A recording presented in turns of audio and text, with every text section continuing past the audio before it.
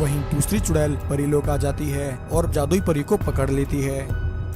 एक बार चुड़ैल लोक में शिकार की कमी होने से और कई दिनों से खाना न मिलने से चुड़ैलों की मुखिया अचानक से बीमार पड़ जाती है। चुड़ैल लोक की सभी चुड़ैलें इस बात को लेकर चर्चा कर रही होती हैं कि अब उनकी मुखिया को कैसे बचाया जाए। तभी एक चुड़ैल कहती है, चुड़ैलपुर की सभी चुड़ैलों, आज हमारे चुड़ैलपुर पर बहुत बड़ी समस्या आई है। हमें चुड़ैलों की रानी को बचाना होगा, जिसके लिए हमें जल परी का अंडा, जादुई परी का आंसू और नागलोक की इच्छाधारी नागिन का जहर चाहिए। जल्दी से जाओ और जल परी, जादुई परी और नागिन को यहाँ उठा लाओ। अगर तुम में से कोई भी चुड़ैल खाली हाथ लौटी तो याद रखना, मैं उसके हाथ पैर कटवा दूंगी। चुड़ैल की बात सुनकर एक चुड़ैल परी लोक, एक चुड़ैल नागलोक और वहीं तीसरी चुड़ैल जल परी को पकड़ने के लिए निकल जाती है। सबसे पहले एक चुड़ैल जल परी के तालाब के पास आती है। वहां आकर चुड़ैल तालाब में एक जहरीली गैस छोड़ती है, जिससे तालाब में ऑक्सीजन की कमी हो जाती है और जल परी तालाब से बाहर आ जाती है। चुड़ैल जल परी को पकड़ लेती है और उसे लेकर वहां से निकल जाती है। वहीं दूसरी चुड़ैल परी लोक आ जाती है और जादुई परी को पकड़ लेती है। इस तरह तीसरी चुड़ैल भी नागलोक जाकर इच्छाधारी नागिन को पकड़ लेती है और उसे लेकर चुड़ैलों की रानी के पास जाती है।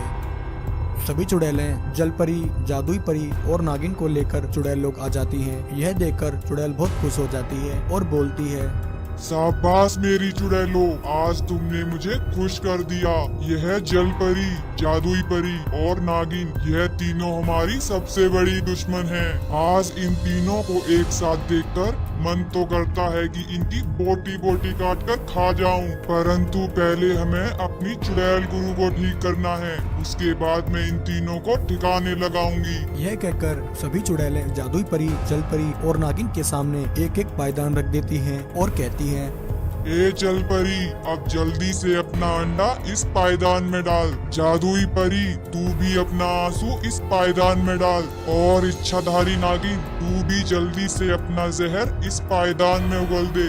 तभी पास में ही चीकू नाम का एक मुर्गा चुड़ैलों की यह सारी बातें सुन रहा होता है। चीकू मुर्गा बोलता है, अरे बाप रे, ऐसे तो यह चुड़ैलें जादुई परी, जल परी और नागिन को मार ही डालेंगी। मुझे जल्दी से जाकर यह बात नागराज को बतानी होगी। अब तो नागराज ही इन तीनों को चुड़ैलों से बचा सकते हैं।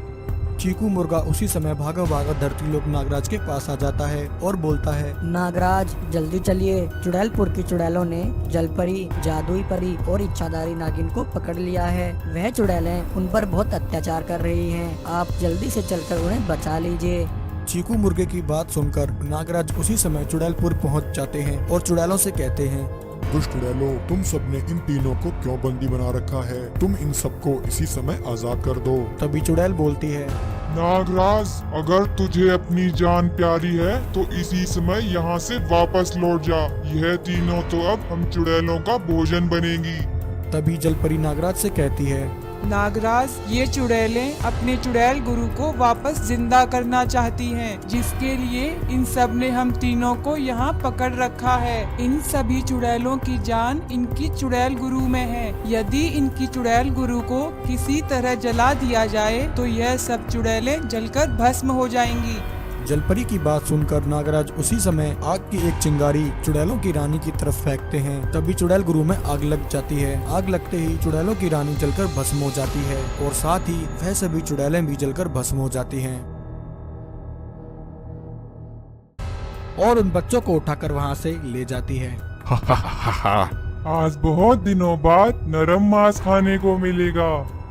यह बहुत समय पहले की एक गांव की कहानी है। उस गांव में हरिया नाम का एक गरीब व्यक्ति रहता था। हरिया मिट्टी के खिलौने बनाया करता था और उन्हें बाजार में बेचकर अपना जीवन यापन करता था। हर रोज की तरह हरिया एक दिन गांव में खिलौने बेच रहा होता है। खिलौने ले लो खिलौने, आओ भाई आओ, बहुत ही अच्छे खिलौने हैं, एक से बढ़कर एक खिलौने हैं। आओ भाई, बहुत ही कम कीमत वाले खिलौने हैं। सुबह से शाम हो जाती है परंतु हरिया के खिलौने कोई भी नहीं लेता। हरिया निराश होकर अपने घर लौट जाता है। घर लौटते समय हरिया को रास्ते में जमीन पर पड़ा एक सांप दिखाई देता है। हरिया देखता है कि वह सांप बुरी तरह से घायल है। हरिया कहता है, अरे यह बेचारा सांप तो बहुत ही जख्मी है, मुझे इसकी मदद करनी चाहिए। क्योंकि हरिया दयालु स्वभाव का था तो वह उस घायल सांप को उठाकर अपने घर ले आता है। वह उस घायल सांप के जख्मों पर पट्टी बांध देता है और उसके लिए दूध लेकर आता है।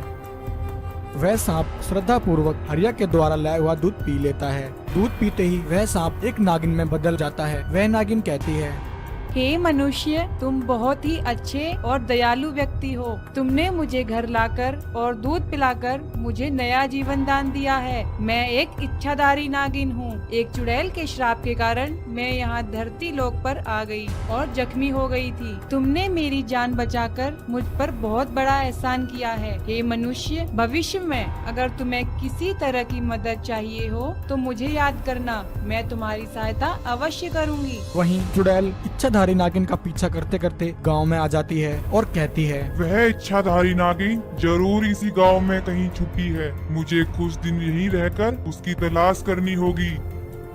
इतना कहकर वह चुड़ैल गांव में एक पेड़ के पास आकर खड़ी हो जाती है, जहां हरिया अपने मिट्टी के बनाए हुए खिलौने लेकर खड़ा होता है। उस दिन भी हरिया का एक भी खिलौना नहीं बिकता। परेशान होकर हरिया कहता है, हे प्रभु, यह आपकी कैसी लीला है। मैं हर रोज इतनी मेहनत से खिलौने बनाता हूँ, परंतु मेरा एक भी खिलौना नहीं बिकता है। हे प्रभु, अगर ऐसा ही चलता रहा तो मैं भूखा ही मर जाऊंगा। हरिया की सारी बातें चुड़ैल सुन लेती है। तभी चुड़ैल के मन में एक शैतानी आइडिया आता है। चुड़ैल हरिया के घर उसके पास पहुंच जाती है और कहती है, हरिया, ओ हरिया, मुझे तुम्हारे सारे खिलौने चाहिए। बताओ कितने में दोगे?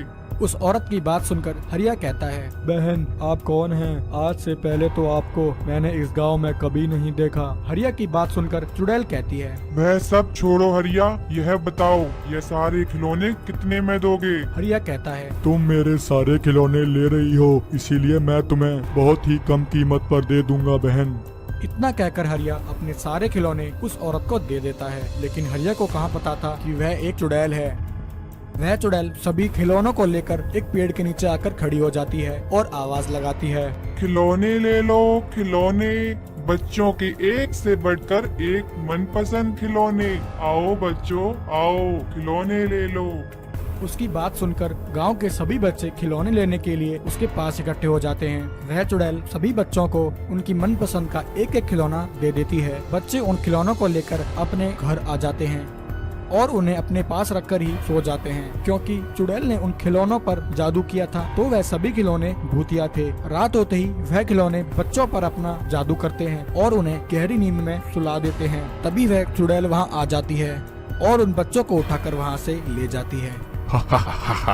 आज बहुत दिनों बाद नरम मांस खाने को मिलेगा। अगले दिन सुबह गांव में बच्ची लापता होने की खबर तेजी से फैल जाती है। सभी गांव वाले हरिया के घर इकट्ठे हो जाते हैं और कहते हैं, ओ हरिया, जल्दी बता हमारे बच्चे कहाँ हैं? कल रात से हमारे सभी बच्चे गायब हैं। हाँ भाई, जरूर इस हरिया ने ही हमारे बच्चों को गायब किया है। जब से हमारे बच्चे इसके दिए हुए खिलौने लेकर गए हैं वह सभी लापता हैं। हरिया जल्दी बता तूने कहाँ गायब किया है हमारे बच्चों को, वरना तेरी हड्डी पसली यहीं तोड़ देंगे। गाँव वालों की बात सुनकर हरिया कहता है, गांव वालों, यह तुम क्या कह रहे हो? भला मैं तुम्हारे बच्चों को क्यों गायब करूंगा? परंतु गांव वाले हरिया की बात नहीं सुनते हैं और उसे मारने के लिए आगे बढ़ते हैं। तभी इतने में वह इच्छाधारी नागिन वहां आ जाती है। इच्छाधारी नागिन गांव वालों से उनके दुख का कारण पूछती है। गांव वाले इच्छाधारी नागिन को सारी बात बता देते हैं। गांव वालों की बात सुनकर इच्छाधारी नागिन अपनी शक्ति से सब देख लेती है कि यह उस चुड़ैल का किया है। इच्छाधारी नागिन उसी समय एक बच्चे का रूप ले लेती है और चुड़ैल के पास पहुंच जाती है और वहां जाकर रोने लग जाती है। चुड़ैल उस बच्चे को देखकर कहती है, लगता है एक बच्चा पीछे रह गया है। आजा बच्चे, तू भी आजा। तभी इच्छाधारी नागिन अपने असली रूप में आ जाती है और चुड़ैल पर अपनी शक्तियों का वार करती है और उसे एक मिट्टी के पुतले में बदल देती है और उस चुड़ैल को पाताल लोक पहुंचा देती है।